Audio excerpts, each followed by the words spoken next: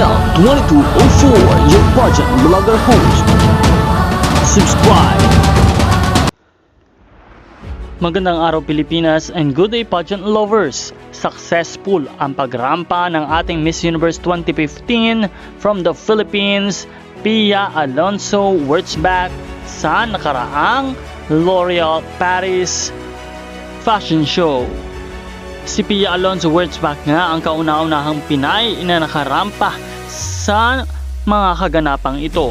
Kaya naman super proud ang lahat ng mga Pinoy pageant fans para sa ating reyna at talagang umaangat at patuloy na namamayagpag ang kanyang karera sa mundo ng fashion.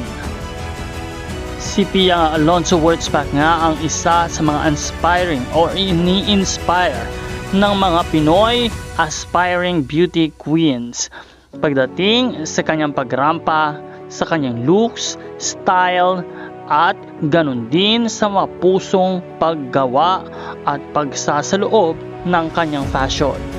Kaya naman, once again, congratulations to our very own Miss Universe 2015 Pia Alonso Wurtzbach sa iyong achievements. And of course, thank you so much sa lahat ng patuloy na sumusuporta sa ating Miss Universe. Maraming salamat sa iyong panonood at nawa ay huwag kalimutan magpindot ng subscribe button para sa lahat ng mga updates.